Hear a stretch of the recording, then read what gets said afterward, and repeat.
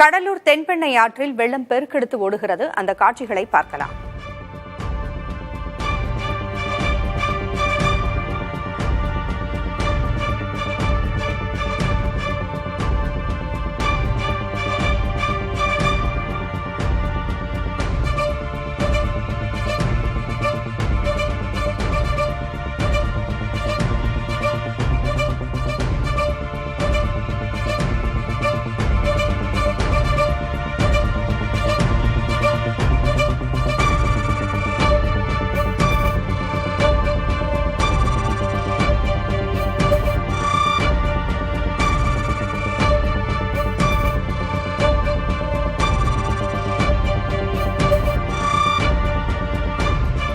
கடலூர் தென்பெண்ணை ஆற்றில் வெள்ளம் பெருக்கெடுத்து ஓடும் அந்த காட்சிகளை பார்த்துக் கொண்டிருக்கிறோம். இதுகுறித்த கூடுதல் விவரங்களை வழங்க செய்தியாளர் ஸ்ரீதர் இணைந்திருக்கிறார்.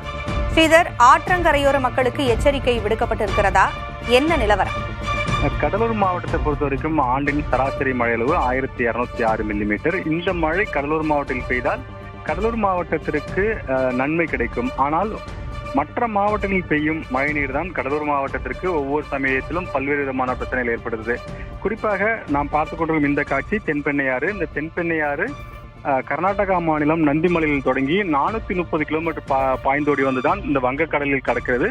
குறிப்பாக கர்நாடகாவில் 112 கிலோமீட்டர் மட்டுமே பாய்கிறது. அதன் பிறகு மீதமுள்ள அனைத்து பகுதிகளும் தமிழ்நாடு பகுதி, குறிப்பாக கிருஷ்ணகிரி, தருமபுரி, திருவண்ணாமலை, விழுப்புரம், கள்ளக்குறிச்சி, கடலூர் உள்ளிட்ட மாவட்டங்கள் வழியாக தான் இந்த தென்பெண்ணையாறு ஓடி வந்து வங்கக்கடலில் கலக்கிறது. குறிப்பாக இந்த தாழங்குடா பகுதியில் தான் கலக்கிறது.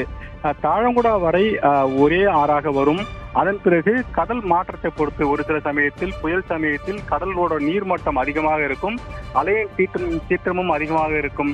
அந்த காலகட்டங்களில் இந்த ஆறு 3ஆக அல்லது 4ஆக பிரிந்து இந்த கடலில் கலக்கும். தற்போது கடல் சீற்றம் இருக்கும் காரணத்தினால் இந்த தாழங்குடா மீனவ கிராமத்தை ஒட்டி இந்த கடலில் கலக்கிறது. குறிப்பாக வலதுபுறமும் இடதுபுறமும் 2 பிரிவாக பிரிந்து கடலில் கலக்கிறது. மற்றொரு பிரிவு தேவனாம்பட்டினம் அருகே கலக்கும். அது ஒரு சில சமயத்தில் தண்ணீர் அதிகமாக இருக்கும் சமயத்தில் அந்த தேவனாம்பட்டினம் கடற்கரை ஒட்டி உள்ள வெள்ளி கடற்கரை உள்ளே புகுந்து கடலில் கலக்கும். தற்போது அந்த இடத்தில் செல்லவில்லை. அதற்கு அடுத்தபடியாக முகத்துவாரம் பகுதி. இந்த முகத்துவாரம் தான் இயற்கையான முகத்துவாரம். இந்த ஒரே முகத்துவாரம் வழியாக பரவனாரும் செல்லும், கெடிலமாறும் செல்லும், தென்பெண்ணையாறும் செல்லும். சாதாரண நாட்களில் தண்ணீர் ஓடி வரும்போது 3 ஆறுகளும் அந்த வழியாக செல்லும். மழை காலங்களில் அதிகமாக தண்ணீர் வரும்போது இதுபோல் 4 அல்லது 3 இடங்களில் வந்து இந்த தண்ணீர் கடலில் செல்லும். தற்போதைய பொறுத்தவரை 3 இடங்களில் தண்ணீர் கடலுக்கு செல்கிறது. குறிப்பாக தாழங்குடாவின் வலதுபுறமும் இடதுபுறமும், அதன் பிறகு துறைமுகம் வழியாக இந்த தென்பெண்ணையாறு 3 இடங்களில் கடலில் கலக்கிறது. 20,000 கன அடி தண்ணீர் தற்போது வந்து கொண்டிருந்தது. தற்போது 4,000 குறைந்திருந்தது. இது மட்டும் இல்லாமல் வங்கக்கடலில் மையம் கொண்டுள்ள இந்த காற்றழுத்தம் காரணமாக கடலூரில் தற்போது இந்த மேக கூட்டங்கள் சூழ்ந்து வருகிறது. அதுதான் நாம் பிரத்யேகமாக பார்த்துக் கொண்டிருக்கிறோம். மேக கூட்டம் உள்ளே இருந்து எடுக்கப்பட்ட காட்சிகள் தான் தற்போது புதிய தலைமுறை வழியாக பார்க்கும் காட்சிகள். தகவல்களை வழங்கியமைக்கு நன்றி ஸ்ரீதர்.